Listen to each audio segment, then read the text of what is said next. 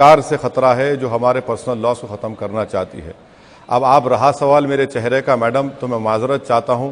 मेरा चेहरा अल्लाह ने ऐसी बनाया है, मैं क्या करूं, इसमें मेरा मैं जिम्मेदार नहीं हूं। मेरे माँ बाप से पूछना पड़ेगा या फिर अल्लाह से पूछना पड़ेगा मेरा चेहरा ऐसा क्यों है। मेरा सवाल सर ये था, दरअसल बहुत सारे मुद्दों पर आप बेबाकी से राय रखते हैं, चाइल्ड सुनिए, दिल से बोलते हैं, लेकिन आज कहीं ना कहीं जो आपकी आवाज है वो दबी हुई सुनाई दे रही है। मैं इसलिए ये सवाल पूछ रही हूँ आपसे। मैडम, आपका शुक्रिया कि आप मेरी आवाज़ को इतना पसंद करती हैं, मगर आप यकीन करिए कि मेरी आवाज़ कभी दबेगी नहीं। सिर्फ मौत ही मुझे दबा सकती, कोई नहीं दबा सकता।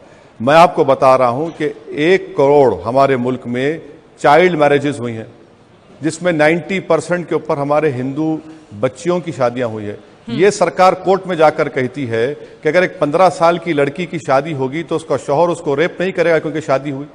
कानून तो हमने बनाया ना चाइल्ड मैरिज के खिलाफ, तो क्या हमने रोक दिया उसको?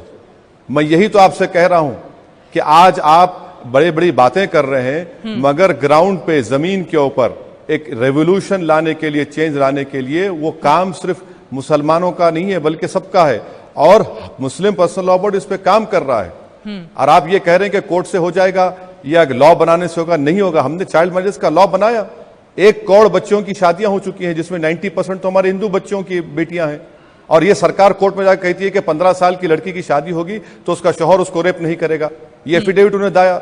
और हमारे कोर्ट में हम ये कहते हैं कि 24 साल लड़की को इख्तियार नहीं है अपने हस्बैंड के पास जाने का। बताइए उसकी आजादी का क्या करेंगे आप फिर? चलिए इसका यही तो कह रहा हूं कि कंटेंशियस इशू है। जब सुप्रीम कोर्ट का बेंच में यूनानिमिटी नहीं पैदा हुई तो सोसाइटी में कैसा होगा?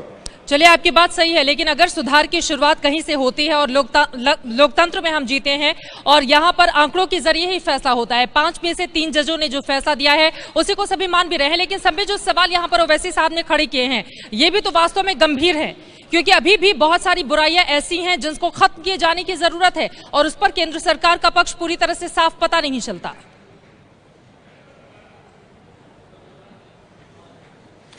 देखिए, पहली बात तो है, मैं ओवैसी साहब के उस बात का जवाब देना चाहूंगा जहां उन्होंने कहा इस्लाम तो खतरे में नहीं है मगर मुसलमान इस देश में इस सरकार के नीचे खतरे में है, क्योंकि उनके पर्सनल लॉज को समाप्त किया जा रहा है। आज उनके पर्सनल लॉ अर्थात ट्रिपल तलाक को किसने समाप्त किया? सुप्रीम कोर्ट, महामहिम सुप्रीम कोर्ट ने समाप्त किया। तो क्या ओवैसी साहब का कहने का अर्थ है कि ये सुप्रीम कोर्ट मुसलमानों का दुश्मन है? मैं बुरा मत मानिएगा, ये मेरे और ओवैसी जी के बीच की लड़ाई का विषय नहीं है, मगर मुझे कभी कभी तकलीफ इस बात की होती है ओवैसी जी, आपको अल्लाह ने सुंदर चेहरा तो जरूर दिया है, बहुत सुंदर चेहरा दिया है, मगर आप उसमें नूर नहीं ला इस पा रहे हैं इस कारण से क्योंकि आप संदेह करते हैं। और संदेह क्या करते हैं कि सुप्रीम कोर्ट ने याकूब मेमन को फांसी गलत तरीके से दे दिया, सुप्रीम कोर्ट आईएसआईएस के कुछ लोगों को सस्पेक्ट मानती है, उसके लिए आप लीगल एड देते हैं, और आज आप कह रहे हैं कि ये जो पर्सनल लॉ था जो कि अनकॉन्स्टिट्यूशनल था, ये बीजेपी नहीं कह रही है। बीजेपी ने तो अपना पक्ष रखा। उन सभी पक्षों को देखने के बाद सुप्रीम कोर्ट के 3 जजों ने, जो मेजॉरिटी बनती है, उन्होंने कहा कि इसको हम निरस्त करते हैं। तो आपको लगता है मुसलमान खतरे में है? मैं मानता हूं कि सुप्रीम कोर्ट कभी भी मुसलमान हो या हिंदू, सिख हो या ईसाई, किसी को खतरे में नहीं डालता। वो भारत के कॉन्स्टिट्यूशन को ही ऊपर रखता है। जहां तक चाइल्ड मैरिज और बाकी कुप्रथाओं का विषय है, चित्रा जी, एक जमाना वह भी था जब राजा राममोहन रॉय राख रगड़ रगड़ के लड़ रहे थे कि सती प्रथा समाप्त होनी चाहिए।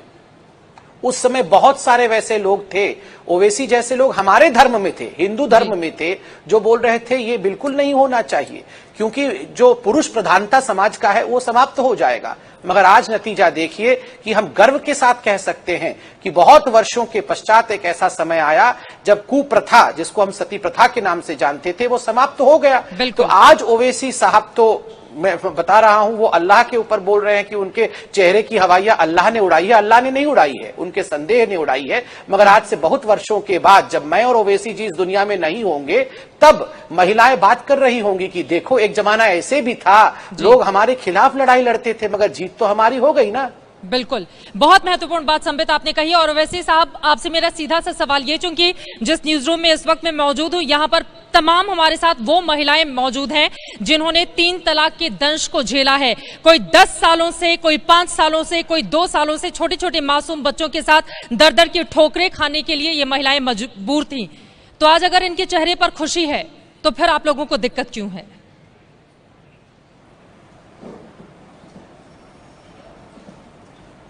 किसको दिक्कत है? कोई दिक्कत नहीं है। चलिए, अच्छा है, अगर इनको इंसाफ मिलता है तो मिलना भी चाहिए। इन लोगों पे तकलीफ हुई, इनको जुल्म किया गया, मगर क्या आप मुझसे ये कह रहे हैं कि मुस्तकबिल में ऐसा कुछ नहीं होगा? डिबेट क्या हो रही है? आप और संपित मेरे चेहरे के पीछे पड़े हुए हैं। वो कह रहे हैं कि मेरे चेहरे पे नूर नहीं है, आप कह रहे हैं कि मेरा चेहरा डाउन है। तो मैडम, मेरे चेहरे की फिक्र छोड़ दीजिए। मैं सिर्फ यही कह रहा हूं संपित को कि संपित यकीनन सर, मैं तो उत्साह लाने की बात कर रही हूं। मैं भी एक अगर दिन इंशाल्लाह मुस्लिम समुदाय की आधी आबादी को न्याय मिला है, उनकी आवाज को देश की सर्वोच्च अदालत ने सुना है, तो सर जोश के साथ आपको स्वागत करना चाहिए इस बात का। मैं तो सिर्फ इतना कहना चाह रही हूं। मैडम, मुझे आपसे जोश सीखने की जरूरत नहीं है। सर, मैं सिखा भी नहीं रही हूं, मैं तो निवेदन कर रही हूं। मत करिए ओवैसी साहब, मैं सिर्फ आपसे यही कह रहा हूं। मैं बिल्कुल मैं सीखने तैयार भी नहीं हूं आपसे। मेरे पास बेहतरीन माकूल उस्ताद हैं, उस्तादी माँ है। मैं सर देखिए, हम शब्दों के उसमें बाजीगरी में फंसेंगे तो शायद मेरा से सवाल ये है, ये महिलाएं जो मुस्लिम समुदाय से ताल्लुक रखती हैं, जरा इनके बारे में भी सोचिए। अगर उनको न्याय मिला है तो मैं चाहूंगी इनके बारे में भी तो दो बोल बोले ओवैसी साहब। हर मुद्दे पर बेबाक आप राय रखते हैं, मोदी सरकार को घेरते हैं, सबके ऊपर कड़ी टिप्पणी करते हैं, लेकिन आज अगर खुशी का मौका है तो वो खुशी दिखनी भी तो चाहिए। बिल्कुल क्या करूं मैं खुशी दिखाने के लिए? बताइए, क्या है आपके पास खुशी का पैमाना? क्या है? क्या मुझे अब देशभक्ति, खुशी सब आप लोगों से सीखना पड़ेगा? नहीं सर। आप बताइए, आप वजीर आजम से पूछिए कि उनकी बीवी उनके घर में क्यों नहीं रह रही है? उस औरत का हक का क्या होगा? अब आप देखिए, अब आपके चेहरे का रंग कितना बदल जाता है। क्या बात? पूछते क्यों नहीं आप? इतने हिंदुस्तान में इतनी औरतें अबैंडन है, उनका क्या होगा? सबसे बड़ा मसला बेवाओं का है। अरे कहाँ जा रहे हैं आप?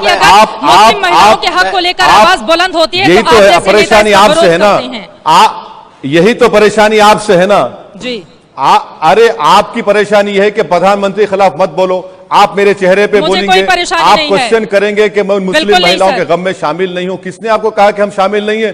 किसने कहा आपको कि हम शामिल नहीं है? चित्रा जी, किसने मैं कहा आपको? ये गलत है ना मैडम। आप वहां पर बैठकर जजमेंटल हो जाते हैं और जब उसका जवाब मिलता है आपको तो परेशान हो जाते हैं आप। बिल्कुल आप बेवाओं की शादी का इंतजाम क्यों नहीं करती सरकार? ये वृंदावन में इतनी बेवाएं वहां पर किस हाल में पड़ी हुई है? यकीनन हम चाहते हैं इंसाफ मिले, मगर इंसाफ अगर मिलना है मुस्लिम खवातीन को, मैं संपीत से रिक्वेस्ट करूंगा कि आपके पास 280 है, आप 7% मुस्लिम महिलाओं को सिर्फ एजुकेशन में रिजर्वेशन दे दीजिए। चलिए, मर्दों को मत दीजिए, मुस्लिम महिलाओं को 7% एजुकेशन रिजर्वेशन दीजिए। देखिए कितना 10 साल में इनकलाब आएगा। 25 साल के लिए दे दीजिए मुस्लिम खवातीन को एजुकेशन में रिजर्वेशन। क्यों नहीं देते आप? अरे अखलाक की मां को इंसाफ नहीं मिलता, नजीब नहीं मिलता, इतने लोग मारे जा रहे हैं और आप इंसाफ की बात कर रहे हैं। इंसाफ सबसे होना चाहिए। हम तो चाह रहे इंसाफ हो, क्योंकि इंसाफ जब होगा जब ही तो हिंदुस्तान और मजबूत बनेगा।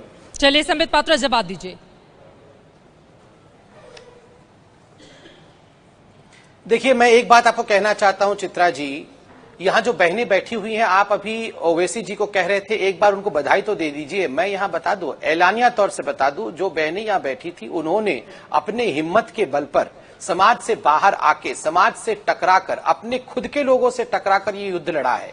उनको ना मेरी बधाई चाहिए, ना ओवैसी साहब की बधाई चाहिए। वो अपनी प्रसन्नता की हकदार स्वयं है। उनको हम ये हमेशा पुरुष ही बधाई क्यों दे, तब जाके बधाई स्वीकार हो। मैं इस